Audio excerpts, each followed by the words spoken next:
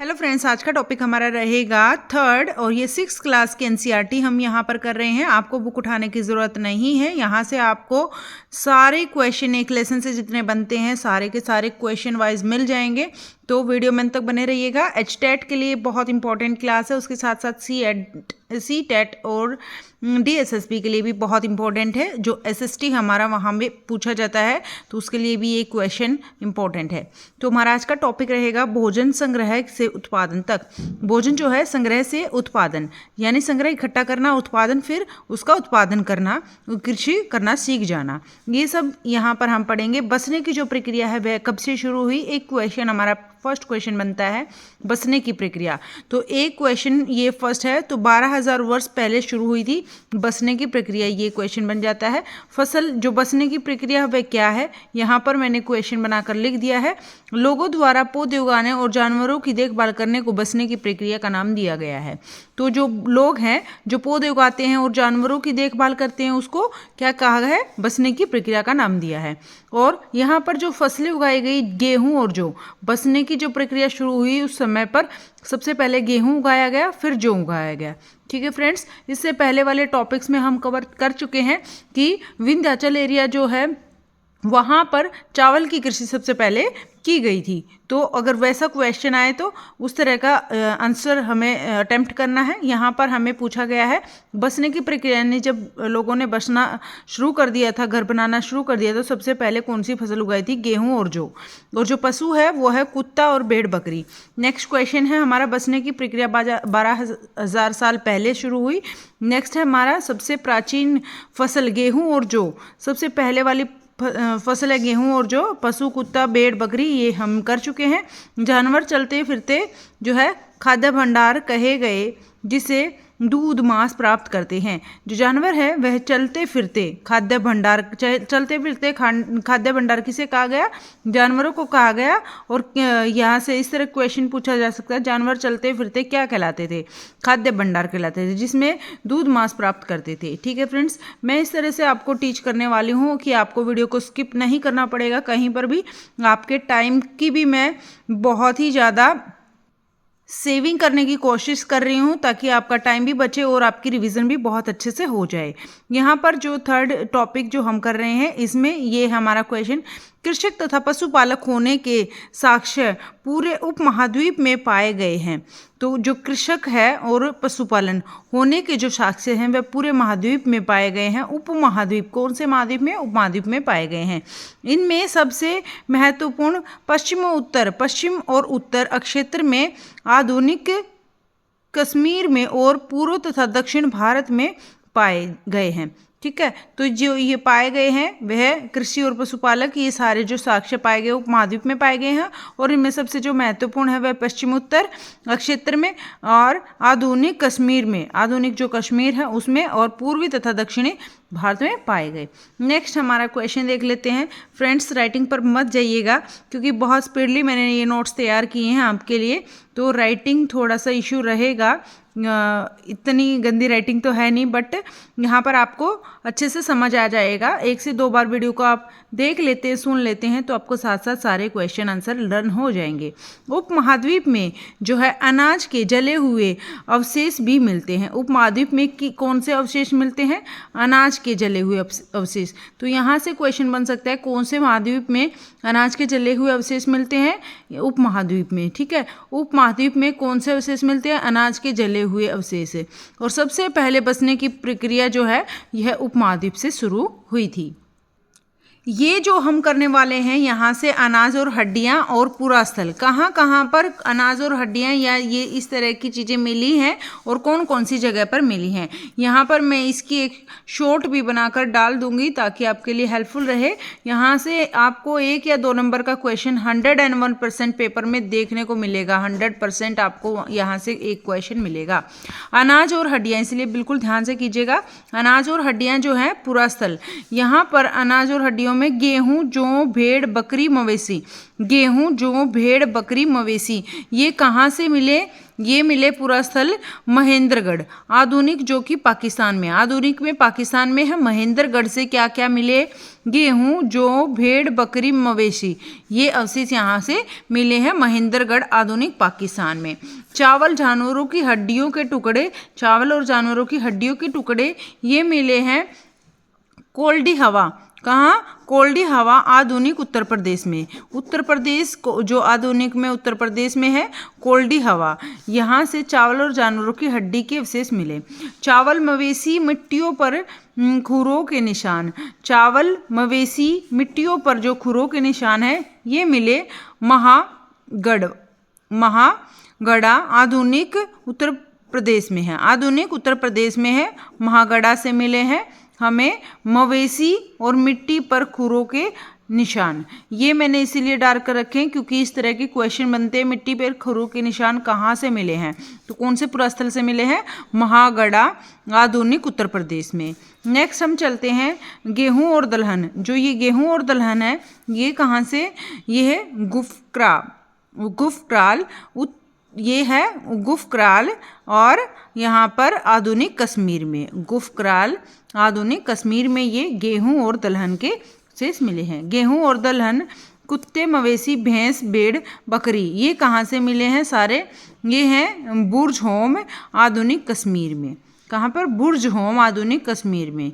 और गेहूं, हरे चने, जौ, भैंस, बैल यहाँ से कोई भी क्वेश्चन में डाल दिया जाएगा और ये पूछ ले जाएगा इसके अवशेष कहाँ से मिले, तो ये हमें नाम दे दिए जाएंगे ऑप्शन में इसी तरह से। गेहूं, हरे चने, जौ, भैंस, बैल ये जो है चिरांद आधुनिक बिहार में, चिरांद आधुनिक बिहार में ये मिले हैं। ज्वार, बाजरा, मवेशी, भेड़, बकरी, सूअर ये मिले हैं भेड़, बकरी, सूअर। जो बिल्कुल अलग सा है वो नाम आप याद करिएगा क्योंकि सारे हर जगह एक दो नाम रिपीटेड है वो साथ के साथ चलेगा। उसके अलावा जो डिफरेंट नाम है जैसे यहाँ पर सूअर आ गया है तो यहाँ पर और भी हमारा जो है डिफरेंट नाम बैल है और यहाँ हरे चने हैं। तो इस तरह से आप याद कर लीजिएगा जो अलग सा नाम है उसके हिसाब से। हल्लूर आधुनिक आंध्र प्रदेश में, हल्लूर आधुनिक आंध्र प्रदेश में जो है ज्वार, बाजरा, मवेशी, भेड़, बकरी, सूअर के अवशेष मिले। काला चना, ज्वार, बाजरा, मवेशी, भेड़, सूअर तो यहाँ पर काला चना आ गया है और बाकी सारे रिपीटेड हैं। तो ये मिले हैं पेयमपल्ली आधुनिक आंध्र प्रदेश में, पेयमपल्ली आधुनिक आंध्र प्रदेश में। यहाँ से मैं आपके लिए शॉर्ट एक बनाने की कोशिश करूँगी ताकि आपके लिए जल्दी याद हो जाए और हेल्पफुल रहे। नेक्स्ट हम यहाँ से देखते हैं स्थायी जीवन की ओर। स्थायी जीवन की ओर ये हैं क्या? स्थायी जीवन की ओर बुर्जहोम वर्तमान कश्मीर में लोग गड्ढों के नीचे घर बनाकर रहते थे। तो यहाँ से एक क्वेश्चन बहुत बार रिपीट हो चुका है सीटेट में भी, एचटेट में भी, कि गड्ढों के नीचे जो घर बने होते हैं वह उसके कहाँ से अवशेष मिले? तो ये बुर्जहोम में बनाकर रहते थे। क्या? गड्ढों के नीचे घर बनाकर। वर्तमान कश्मीर में है बुर्जहोम में गड्ढों के नीचे घर बनाकर रहते थे जिसे घृतवास भी कहते हैं। तो ये गड्ढे के नीचे घर बनाने को घृतवास कहते हैं। एक क्वेश्चन यहाँ पर ये बन जाता है। इसमें सीढ़ियों से उतरते थे। इस घर के अंदर क्या थी? सीढ़ियाँ लगी थी उससे उतरते थे। नेक्स्ट हम देख लेते हैं यहाँ पर क्या है? पत्थरों के बिल्कुल मेन पॉइंट जो भी एक भी लाइन से कुछ भी क्वेश्चन बनता था तो वो मैंने लिख दिया है आपके लिए। तो आप इजीली यहाँ पर इन जो है लेसन्स की डिटेल ना पढ़ के यहाँ से आप क्वेश्चन और पॉइंट्स याद कर सकते हैं जो कि आपके लिए बहुत हेल्पफुल रहेगा। अगर वीडियो ज़रा से भी अच्छे लगे तो वीडियो को शेयर कर दीजिएगा, लाइक कर दीजिएगा और सब्सक्राइब कर लीजिएगा अगर आप पहली बार चैनल पर आए हैं तो। पत्थरों के औजार नवपाषाण युग के माने गए हैं। जो पत्थरों के औजार हैं वो किस चीज़ के माने गए हैं? जो पत्थरों के औजार हैं वे नवपाषाण, 3 पाषाण काल, मैंने यहाँ पर 3 पाषाण काल कराए थे, पूरा पाषाण काल, मध्य पाषाण काल और नवपाषाण काल। ये आप बिल्कुल बहुत अच्छे से याद करके जाइएगा क्योंकि नवपाषाण काल, पूरा पाषाण काल और आधुनिक मध्य पाषाण काल से बहुत क्वेश्चन पूछे जाते हैं। मध्य पाषाण काल से तो बहुत ही ज़्यादा पूछे जाते हैं, तो इसीलिए ये जो है कल के जो है हम टॉपिक में कर चुके हैं, कल वाली क्लास पर कर चुके हैं ये डिटेल। यहाँ पर पत्थरों के औजार नव पाषाण काल युग के माने गए हैं। धार को अधिक पैना करने के लिए पॉलिश चढ़ाई जाती थी। जो धार है इनकी, इसको अधिक पैना करने के लिए पॉलिश चढ़ाई जाती थी। क्या चढ़ाई जाती थी? पॉलिश चढ़ाई जाती थी। कुछ औजार हड्डियों से बनाए जाते थे और कुछ औजार ऐसे थे जो हड्डियों से बनाए जाते थे जानवरों की। और ओखली और मूसल अनाज पीसने के काम आते थे। ओखली और मूसल अनाज पीसने के लिए काम आते थे। बर्तनों का यहाँ पर इस तरह क्वेश्चन पूछा जा सकता है, अनाज पीसने के लिए किस चीज़ का प्रयोग किया जाता था? बर्तनों का प्रयोग होने लगा था। और इस टाइम पर किस चीज़ का? बर्तनों का प्रयोग होने लगा था। और कृषक और पशुपालक समूह में रहते थे। जो कृषक और पशुपालक थे वो समूह में रहते थे, जिन्हें हम जनजाति कहते हैं। तो ये क्वेश्चन बन जाता है, कृषक और पशुपालक समूह में रहते थे, उन्हें क्या कहते थे? तो उन्हें जनजाति कहते थे। याद कर लीजिए, जनजाति किसे कहते थे? कृषक और पशुपालक समूह में जो रहते थे एक साथ, उन्हें जनजाति कहते थे। ये लोग जो हैं छोटी छोटी बस्तियों में रहते हैं। ये जो लोग थे कौन सी बस्तियों में? छोटी छोटी बस्तियों में रहते हैं। पूरे जंगल को एक कुनबे की जो है संपत्ति मानते हैं। पूरा जो जंगल है अपने कुनबे की एक संपत्ति के रूप में इनको मानते हैं। इनकी अपनी सांस्कृतिक परंपराएं होती हैं। अपनी सांस्कृतिक परंपराएं होती हैं इनकी।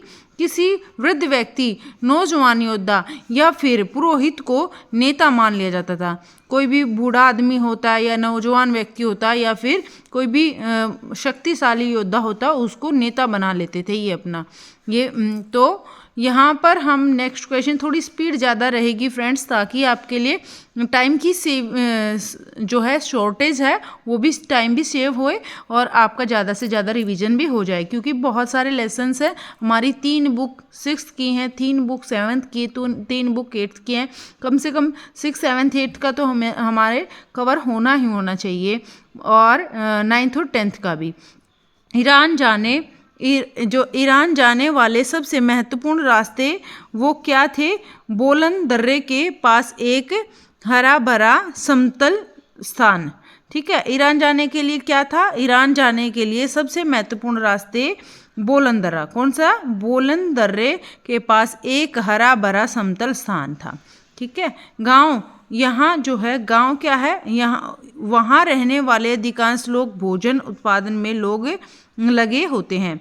जो गांव हैं वहाँ रहने वाले जो अधिकांश लोग हैं वह भोजन उत्पादन में लगे रहते होते हैं। और जो है मेहरगढ़ में जानवरों की जो हड्डियाँ मिली हैं वो हिरण और सूअर की मिली हैं। तो जो मेहरगढ़ है यहाँ पर जानवरों की कौन से जानवरों की हड्डियाँ मिली है मेहरगढ़ से? हिरण और हर से हिरण बन जाएगा, और सूअर, हिरण और सूअर की हड्डियाँ मिली हैं। फ्रेंड्स, मैं आपके लिए क्लास कल के जैसे भी बना सकती थी, बट यहाँ पर थोड़ा सा आपको क्वेश्चन लिखे हुए नज़र आएंगे तो इजीली आप याद कर पाएंगे और क्वेश्चन की फॉर्म को भी अच्छे से समझ पाएंगे किस तरह से क्वेश्चन पूछे जा सकते हैं। ठीक है फ्रेंड्स, प्लीज़ वीडियो को शेयर कर दीजिए, सब्सक्राइब कर लीजिए चैनल को। यहाँ पर आपको कम से कम समय में ज़्यादा से ज़्यादा अच्छा पढ़ने को मिलेगा, जो कि आपके पेपर के लिए बहुत ही ज़्यादा हेल्पफुल रहने वाला है। इसके बाद के सत्रों ज़्यादातर भेड़ और बकरियों की हड्डियां भी शामिल हैं। ज़्यादातर जो है भेड़ और बकरियों की भी जो हड्डियां यहाँ पर शामिल हैं। बाकी हम 2 यहाँ पर कर चुके हैं, हिरण और सूअर की हड्डियां। भेड़ और बकरियों की भी हड्डियां इसमें आ जाती हैं। इसके ऊपर ज़्यादातर मवेशियों की हड्डियां मिलती हैं। इससे ऐसा लगता है कि ये लोग जो है मवेशियों की जो है पालन में लग गए थे, तो मवेशियों को ज़्यादातर ये पालते थे।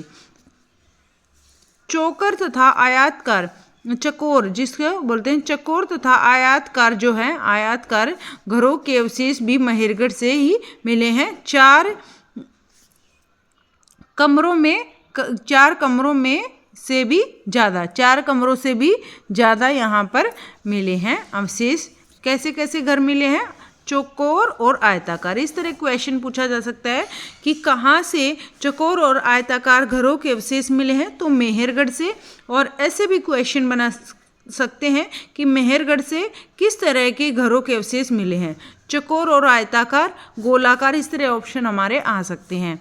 तो इस तरह से आप याद कर लीजिएगा। और कितने मकान, कितने जो है यहाँ पर कमरे, 4 कमरे, और 4 कमरों से ज़्यादा। मेहरगढ़ में ऐसी कब्र मिली है, मेहरगढ़ में और क्या मिली है, कब्र मिली है जिसके पास सामान मिलता है। और इस कब्र में एक मृतक के साथ एक बकरी को भी दफनाया गया था।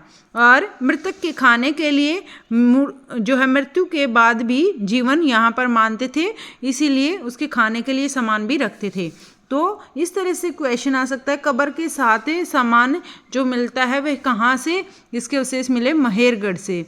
मेहरगढ़ में ऐसी कब्र मिली है जिसके पास क्या मिलता है, सामान मिलता है खाने के लिए। मृतक के साथ एक बकरी को भी, किस चीज़ को दफनाया जाता है, एक बकरी, ये भी आप याद कर लीजिए, कौन से जानवर को दफनाया जाता है, बकरी को। और मृतक के खाने के लिए जो है मृत्यु के बाद भी जीवन संभव मानते हैं और खाने के लिए सामान भी रख देते हैं। दाओजली, यहाँ दाओजी जो है हेडिंग, दाओजी हेडिंग चीन और म्यांमार की ओर जाने वाले रास्ते में ब्रह्मपुत्र घाटी की एक पहाड़ी पर है। ये जो है दाओजी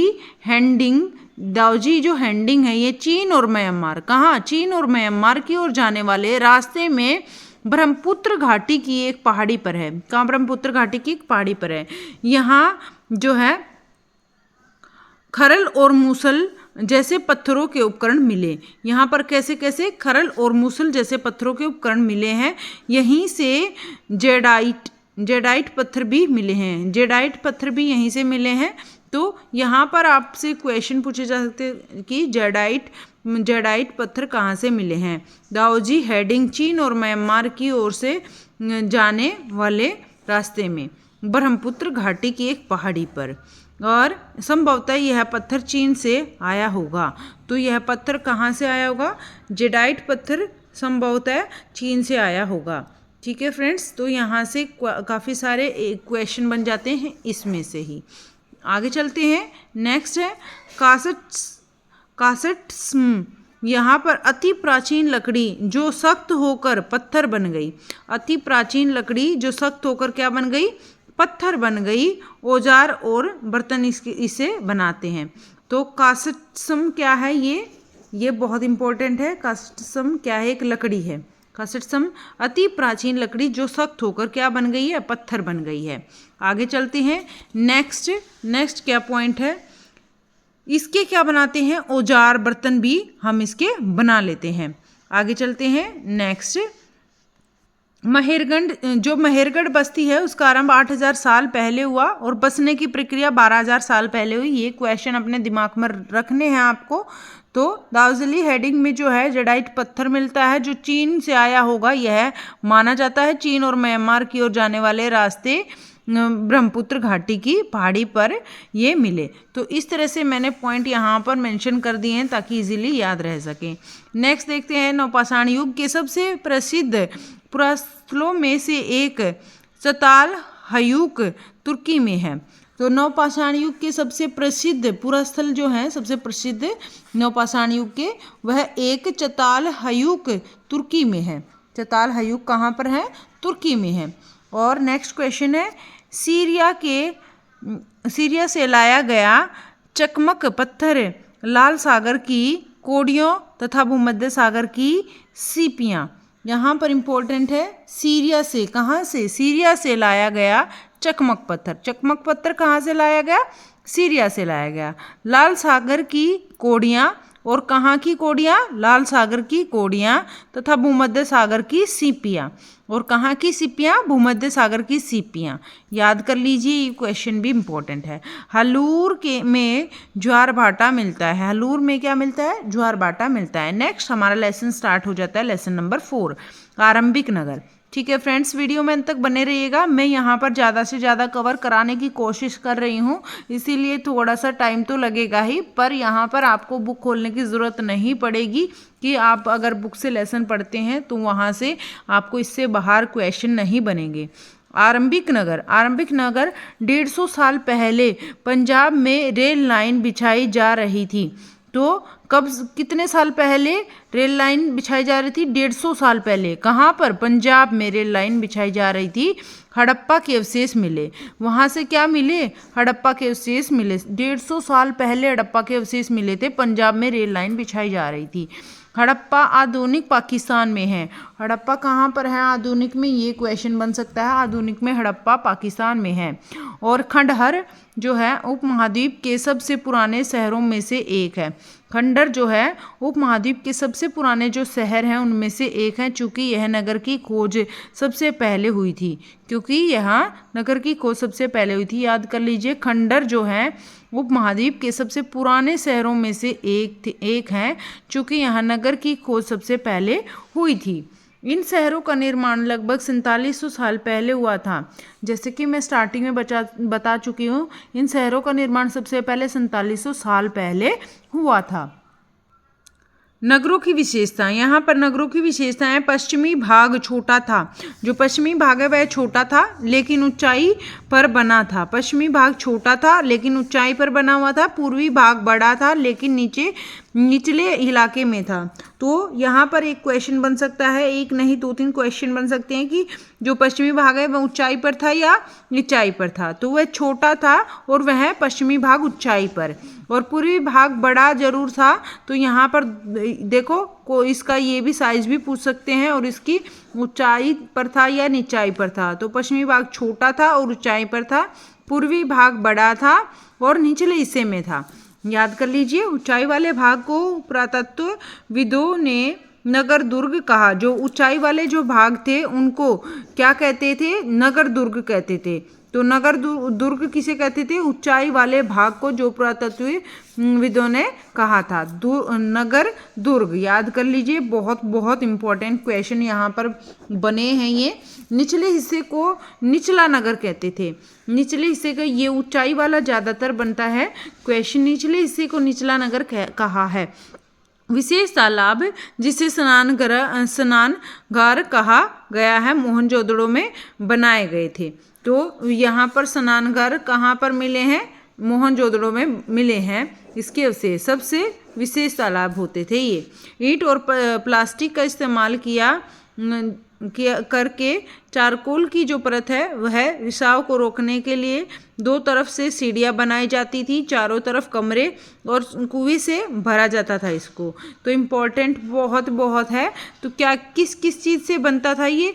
चारकोल तो परत चढ़ा देते थे ताकि रिसाव ना हो, और यहाँ पर ईंट और प्लास्टिक का भी इस्तेमाल होता था, और दोनों तरफ से सीढ़ियाँ बना दी जाती थी।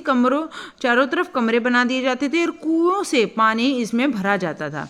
आगे चलते हैं। कालीबंगा और लोथल इंपॉर्टेंट नहीं, बहुत इंपॉर्टेंट है। यहाँ से कालीबंगा तथा लोथल में कौन से अवशेष मिले हैं? तो अग्निकुंड के अवशेष मिले हैं। तो इस तरह क्वेश्चन भी आ सकता है कि अग्निकुंड के अवशेष कहाँ से मिले हैं? कालीबंगा और लोथल में अवशेष ये मिले हैं। यज्ञ किए जाते थे उस समय। नेक्स्ट है हड़प्पा, मोहनजोदड़ो तथा लोथल में बड़े बड़े भंडार गृह मिले हैं। हड़प्पा, मोहनजोदड़ो और लोथल में बड़े बड़े भंडार गृह कहाँ से मिले हैं? हड़प्पा, मोहनजोदड़ो, लोथल में बड़े बड़े भंडार गृह मिले हैं। और हड़प्पा और मोहनजोदड़ो तो इम्पोर्टेंट है, यहाँ पर लोथल भी आएगा भंडार गृह में। नालों के ढके होने के कारण जगह जगह मेन होल बना दिए जाते थे। तो जो नाले हैं वो ढके रहते हैं, इसलिए जगह जगह मेन होल बना दिए थे ताकि उनको क्लीन किया जा सके, सफाई टाइम पर की जा सके, चेक करने के लिए कि कहीं से रुके हुए तो नहीं हैं। आगे चलते हैं। मोहरों पर लिखने वाले जो हैं वो क्या होते थे? वो लिपक होते थे। मोहरों पर लिखने वाले लिपक होते थे। घरों या किसी उद्योग स्थल पर तरह तरह की चीज़ें बनाते होंगे। तो घरों तथा उद्योग पर जो तरह तरह की चीज़ें बनाते थे उनको क्या कहते थे? शिल्पकार कहा जाता था। आगे चलते हैं। चट पत्थर से बाट बनाए जाते थे। कौन से पत्थर से बाट बनाए जाते थे? चट पत्थर से बाट बनाए जाते थे, जो कि कार्नेलिया इसको कहते हैं। पत्थर से मन के माला फलक बनाए जाते थे। पत्थर से ही, चाट पत्थर से ही मन के माला और फलक बनाए जाते हैं। तो चाट पत्थर से क्या क्या? बाट, फलक, मन के, माला, पत्थर इस पत्थर से बनते थे। पत्थरों को काटकर और तराशकर मन के बनाए जाते थे, जिसे माला बनती थी। पत्थरों से बनी मूर्ति मोहनजोदड़ो से मिली है। पत्थर से बनी मूर्ति कहाँ से मिली है? मोहनजोदड़ो से मिली है। कढ़ाईदार वस्त्र जो हैं वो भी यहीं से मिले हैं, कढ़ाईदार वस्त्र। हड़प्पा सभ्यता के लोग हैं जो पत्थर की मोहरें बनाते थे। हड़प्पा सभ्यता के लोग कौन सी मोहरें बनाते थे? पत्थर की मोहरें बनाते थे जो आयताकार और इन पर जानवरों के चित्र लगे होते थे। तो याद कर लीजिए, हड़प्पा जो है सभ्यता में, यहाँ से क्वेश्चन बन सकता है कि पत्थरों की मोहरें कहाँ से बनी थी। तो हड़प्पा सभ्यता के लोगों द्वारा पत्थरों की मोहरें बनाई गई और जो कि उसका आकार कैसा रहता था? आयताकार, और इन पर जानवरों के चित्र मिलते थे। ये भी क्वेश्चन बन सकता है, इन पर किस तरह के चित्र बनते थे? तो जानवरों के चित्र मिलते थे। तो संभवतः 7000 साल पहले मेहरगढ़ में कपास की खेती होती थी। संभवतः 7000 साल पहले, यहाँ से क्वेश्चन बन सकता है कितने हजार साल पहले मेहरगढ़ में कपास की खेती होती थी? 7000 साल पहले मेहरगढ़ में कपास की खेती होती थी। एक क्वेश्चन हो सकता है कि कपास की खेती कहाँ पर मिली? यहाँ पर सबसे पहले मेहरगढ़ से कपास की खेती के अवशेष मिले। चांदी के जो है फूलदान, चांदी के फूलदान, तांबे की वस्तुएं, यहाँ पर चांदी के फूलदान और तांबे की वस्तुएं। वस्तुओं का जो निर्माण है विशेषज्ञ द्वारा किया जाता था। वस्तुओं का निर्माण किसके द्वारा किया जाता था? विशेषज्ञ द्वारा किया जाता था। फेंस, ये फेंस से भी क्वेश्चन बहुत इंपॉर्टेंट बन जाता है। पत्थर शंख प्राकृतिक रूप से पाए जाते हैं। जो ये पत्थर हैं और शंख हैं ये प्रकृति रूप से पाए जाते हैं, परंतु फेंस कृत्रिम रूप से बनाए जाते हैं। जो ये फेंस हैं ये अपने आप नहीं बनते हैं, ये कृत्रिम रूप से बनाए जाते हैं। बालू व स्फटिक पत्थरों के चूर्ण को गोंद में मिलाकर, यहाँ पर किसको? बालू जो होता है उसको, और स्फटिक पत्थरों के चूर्ण को, स्फटिक पत्थरों के चूर्ण को गोंद में मिलाकर के चिकनी परत, क्या? चिकनी परत, रंग नीले तथा हल्के समुद्री हरे होते थे। रंग कैसे होते थे? नीले हल्के समुद्री हरे होते थे। इनके मन के जो हैं चूड़ियाँ, बाले और छोटे बर्तन बनाए जाते थे। ठीक है फ्रेंड्स, कपास जो है कच्चा माल, कपास जो है यहाँ पर कच्चा माल, यहाँ से जो है कपास और कच्चा माल के अवशेष भी मिले हैं। हड़प्पा के लोग तांबे का आयात राजस्थान से करते थे। हड़प्पा के लोग तांबे का आयात कहाँ से करते थे? राजस्थान से करते थे। पश्चिमी एशियाई देश ओमान से तांबे का आयात किया करते थे। पश्चिमी एशियाई देश ओमान से तांबे का आयात किया करते थे। टीन का आयात जो है ये अफगानिस्तान या ईरान से करते थे। टीन का आयात जो है अफगानिस्तान और ईरान से करते थे। टीन का आयात कहाँ से करते थे? अफगानिस्तान और ईरान से। कांसा बनाने के लिए तांबा प्लस टीन का प्रयोग करते थे। कांसा बनाने के लिए कौन सी दो धातुएं लगती हैं? तांबा तथा टीन। ठीक है। सोने का जो आयात है कर्नाटक से करते थे। तो ये इंपॉर्टेंट बहुत बन जाते हैं, इंपॉर्टेंट यहाँ से क्वेश्चन। बहुमूल्य पत्थर का आयात जो है गुजरात, ईरान तथा अफगानिस्तान से होता था। बहुमूल्य पत्थर का आयात जो है गुजरात, ईरान और अफगानिस्तान से होता था। हड़प्पा में बच्चों का जो खेलना है वह हल, बच्चों के जो खिलौने हैं उसमें हल मिला है। लकड़ी से बने जो है यहाँ पर किसी से बना? लकड़ी से बना हल मिला है यहाँ पर बच्चों के खेलने के लिए। बेर फल मिला है और मछलियाँ जो है पकड़ी जाती थी। हिरण का शिकार भी वे करते थे। बेर जो है फल उस टाइम पर इम्पोर्टेंट था और जो मछलियाँ पकड़ते थे और हिरण का शिकार भी वे करते थे। नेक्स्ट हमारा आ जाता है कच्छ के इलाके में खादीर बैंत के किनारे धोलावीरा नगर बसा था। तो धोलावीरा नगर कहाँ बसा था? कच्छ के इलाके में खदीर बैंत के किनारे धोलावीरा नगर बसा था। 3 भागों में बांटा गया था। हड़प्पा सभ्यता के कई नगर 2 भागों में विभक्त थे। चारों ओर पत्थरों की दीवारें होती थी। तो हड़प्पा टाइम पर चारों तरफ किस तरह की दीवारें होती थी? पत्थरों की दीवारें होती थी चारों तरफ। ये इंपॉर्टेंट है। 3 भागों में बटे होते थे और हड़प्पा सभ्यता के कई नगर 2 भागों में विभक्त होते थे। गुजरात की खंबात की खाड़ी में जो है लोथल नगर व्यापारिक केंद्र, कीमती पत्थर मिलता था। जो गुजरात खंबात की जो खाड़ी है वहाँ पर जो लोथल नगर है वहाँ पर व्यापारिक केंद्र, कीमती पत्थर भी यहाँ पर मिलता था। गुजरात की खंबात की खाड़ी में लोथल नगर, याद कर लीजिए गुजरात की खंबात की खाड़ी में कौन सा? लोथल नगर, जो व्यापारिक केंद्र रहा है। क्या? व्यापार के लिए प्रमुख केंद्र रहा है। कीमती पत्थर यहाँ पर मिलता था। लोथल नगर में एक भंडार गृह मिलता था। लोथल नगर एक ऐसा जगह है, व्यापार के लिए तो प्रसिद्ध था ही, उसके साथ एक भंडार गृह भी यहाँ पर मिलता था जिसमें मोहरे और मुद्रांकन या बहु मंदी गीली मिट्टी पर दबने से बनी इनकी छाप मिलती थी। ठीक है, मुद्रा वगैरह यहाँ पर मोहरे वगैरह मिलती थी। लोथल नामक नगर पर एक भंडार गृह भी मिलता था। एक बड़ा तालाब लोथल का बंदरगाह रहा होगा। एक बड़ा तालाब जो है लोथल का बंदरगाह रहा होगा। बंदरगाह मतलब जहाँ पर जहाज आते हैं, अपना माल उतार कर जाते हैं और लेकर जाते हैं। एक बड़ा तालाब जो है, बहुत बड़ा तालाब लोथल का बंदरगाह रहा होगा। सभ्यता के अंत का जो रहस्य है वह 3900 साल पहले है। सभ्यता के अंत का रहस्य है 3900 साल पहले अंत हो गया होगा सभ्यता का। नील नदी के आसपास वाले इलाकों को छोड़कर मिस्र का अधिकांश भाग रेगिस्तान है। नील नदी है, इसके आसपास वाले इलाकों को छोड़कर मिस्र का अधिकांश भाग क्या है? मिस्र का अधिकांश भाग वह रेगिस्तान है। नील नदी के आसपास के भाग को छोड़कर सारा मिस्र का भाग रेगिस्तान है। फोर्थ लेसन से बहुत सारे क्वेश्चन बने हैं। यहाँ पर हमारा आज का फोर्थ टॉपिक कंप्लीट हो जाएगा। आज की क्लास बस इतनी ही रहेगी, तो वीडियो को लाइक कर दीजिए और शेयर कर दीजिए।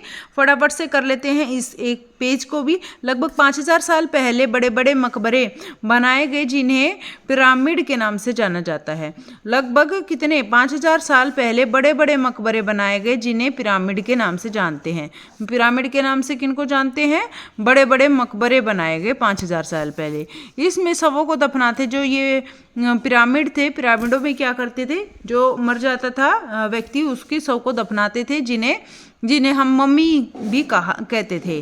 क्या? मम्मी भी इनको कहते हैं। चीज़ें भी हाथ में रखते थे। सेवक और सेविकाओं को भी दफनाते थे। सेवक और सेविकाओं को भी साथ में ही दफना देते थे। यहाँ पर शवों को दफनाने की परंपरा को देखते हुए मिस्र में सबसे ज़्यादा धन दौलत खर्च किया जाता था। सबसे ज़्यादा मिस्र के जो लोग हैं वो सबसे ज़्यादा धन खर्च करते थे जब वो किसी के मर जाने के बाद जो शव को दफनाते थे। यहाँ पर तांबा जो है कहाँ से मिलते हैं? तांबा राजस्थान, कर्नाटक। सोना कहाँ से? कर्नाटक से। टीन अफगानिस्तान से। बहुमूल्य पत्थर गुजरात से। बहुत इंपॉर्टेंट 4 क्वेश्चन हमारे तैयार हैं, तो याद कर लीजिए। तांबा राजस्थान से, सोना कर्नाटक से, टीन अफगानिस्तान, बहुमूल्य पत्थर गुजरात से। तिथियां यहाँ पर एक बार देख लेते हैं फटाफट से। मेन पॉइंट्स हैं ये, देख लेते हैं। मेहरगढ़ में कपास की खेती लगभग 7000 साल पहले हुई थी और नगरों का आरंभ जो है लगभग 4600 साल पहले हुआ था। हड़प्पा के नगरों को अंत की शुरुआत जो है 3900 साल पहले हुई और अन्य नगरों का जो विकास है लगभग 2500 साल पहले हुआ। थैंक यू सो मच इतना कीमती समय इस वीडियो को देने के लिए। अगर वीडियो जरा से भी पसंद आए तो लाइक कर दीजिए और शेयर कर दीजिए ज़्यादा से ज़्यादा, ताकि और भी स्टूडेंट्स की हेल्प हो जाए। Thank you, bye bye, take care, good night.